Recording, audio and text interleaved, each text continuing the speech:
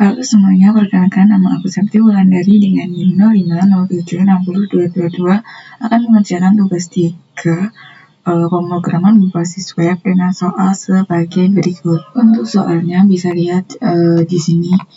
Ini soalnya kita download dari e-learning tugas 3 dengan perintah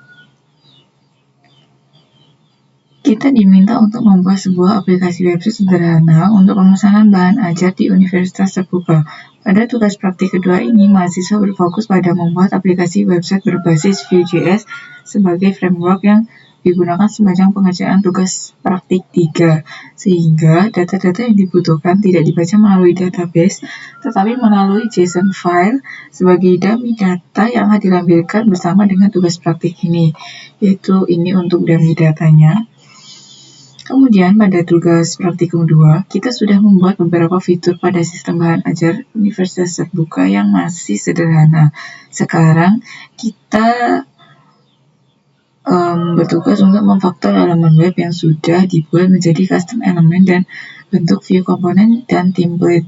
Namun tentunya ada beberapa hal yang perlu ditambahkan untuk mencapai indikator untuk penilaian hasil belajar.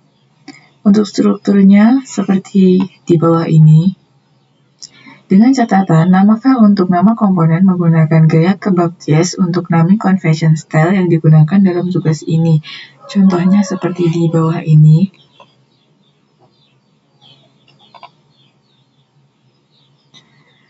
Untuk detail tugasnya masih sama dengan tugas 2. Halaman stok bahan ajar dan juga tracking order. Di sini halaman stoknya mencantumkan kode, kategori, rute daerah, lokasi rak, dan harga seperti tugas 2. Lalu untuk soal nomor 2 harus berisi status tracking yang menampilkan nomor DO, NIM, dan juga pengguna dapat menggunakan submit dengan cara menekan tombol enter. Untuk petunjuk pengerjaan dan poin video, penjelasan praktik tugas 3 tertera sebagai berikut ini sebagai poin penilaiannya. Di sini saya lihat salah satu poinnya yaitu minimal menggunakan 2 voucher untuk membantu perubahan data. Formulir input dan validasi input sederhana, serta penggunaan event handler melalui mouse dan keyboard. Oke, langsung kita masuk aja ke kodenya. Nah, di sini sudah kita buat untuk kodenya. Di sini terdiri dari struktur sebagai berikut dengan komponen utama yaitu SRC atau source, yang berarti sumber dari website itu sendiri. Di source ini ada bagian assets, komponen, JSON, router, dan juga views. Untuk di asset berisi folder gambar yang digunakan pada website. Kemudian di komponen ada navbar. Navbar ini langsung menyatu dengan footernya karena kita menggunakan Vue.js. Kemudian di JSON, di sini ada data bahan ajar dan juga usernya. Data bahan ajar seperti yang sudah dikirimkan pada tugas 3 dan juga usernya. Di sini saya sudah menambahkan user nama saya agar bisa di login dengan username nama saya sendiri. Kemudian di sini ada router. Router ini berfungsi untuk navigasi dari website itu sendiri. Jadi untuk perpindahannya lebih cepat di websitenya. Kemudian ada bagian utamanya untuk tampilannya yaitu di views. Di views ini berisi dashboard, login view, stock view, dan juga tracking view. Nah, di sini kita menggunakan juga main.js ini untuk menjalankan app dari kumpulan komponen pada Vue ini. Di sini tulisannya ada router. Router ini nanti langsung menyambung ke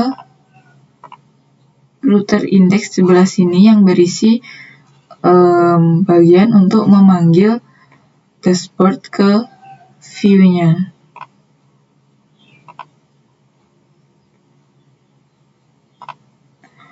Oh ya, di sini kita juga udah menggunakan 2 voucher. Karena pada tugas 2 sebelumnya vouchernya hanya 1. Untuk vouchernya sendiri terletak pada line 229 dan juga 235, yaitu yang pertama untuk memantau paket dan update harga. Yang kedua untuk pantau kalau data tracking sudah berubah. Di sini langsung kita panggil aja. Berbeda dengan yang sebelumnya yang langsung pakai live server. Di sini kita pakai npm.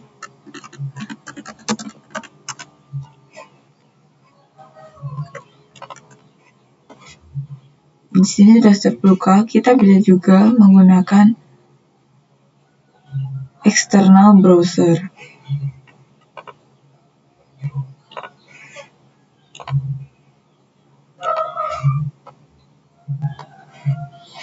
Nah, di sini kita coba login aja langsung dengan username yang udah kita buat tadi.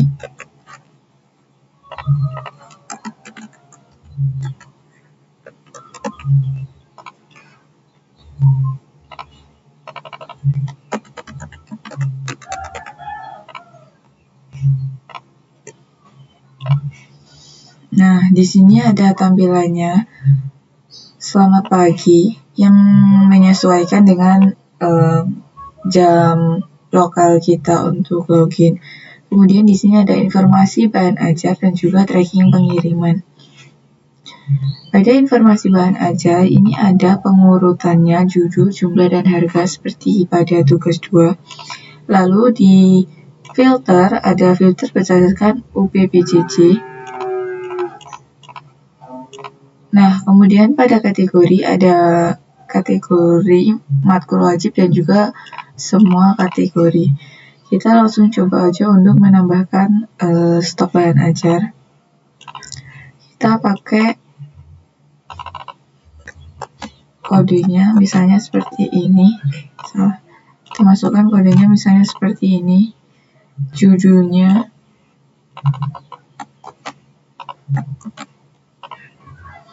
kemudian kita pilih nomor pada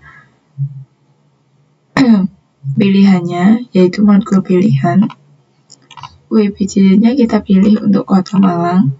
Lalu lokasi raknya misalnya kita pilih rak A1. Harganya kita berikan kisaran 70.000. Dan juga stoknya 23. Catatannya, ini bisa diisi, bisa enggak, karena sifatnya opsional, kita isi.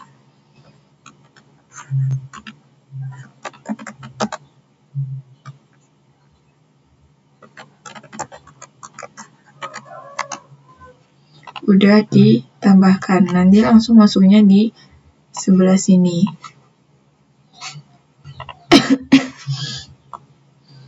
Di sini juga ada kode, judul, kategori, UPBJJ, lokasi rak, harga, jumlah, dan juga status. Untuk statusnya di sini ada aman, menipis, dan juga stok habis. Lalu kemudian kita masuk ke tracking pengiriman. Di sini tracking pengirimannya bisa kita masukkan untuk kita coba untuk menambah DO baru. Sebelumnya sudah ada berdasarkan data. Di sini ada lokasi untuk paketnya juga. Kita coba dulu untuk memasukkan baru.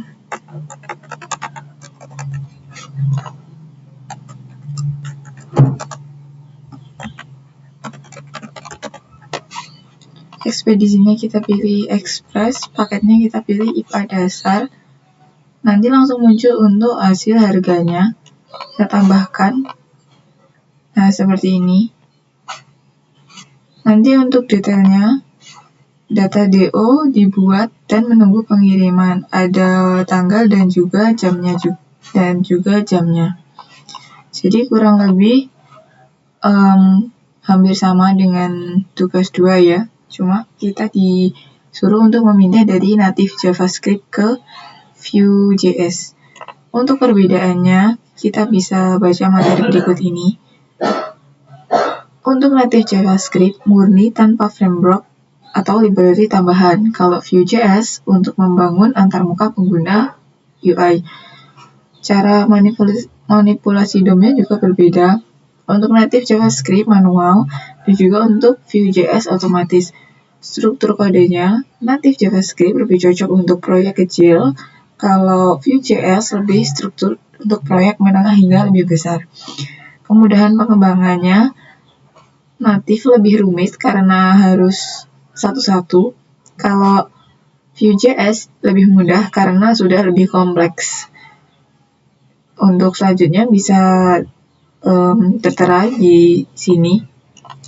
Untuk kelebihan Vue.js itu sendiri, tampilannya otomatis mengikuti perubahan data, kode lebih rapi dan struktur, mendukung komponen yang dapat digunakan ulang, cocok untuk aplikasi kompleks. Kekurangannya perlu mempelajari konsep baru seperti data, methods, computed words, dan juga komponen. Lebih kompleks dibanding JavaScript yang biasa. Sekian praktik dari saya. Apabila ada kurangnya mohon maaf. Terima kasih sudah menonton.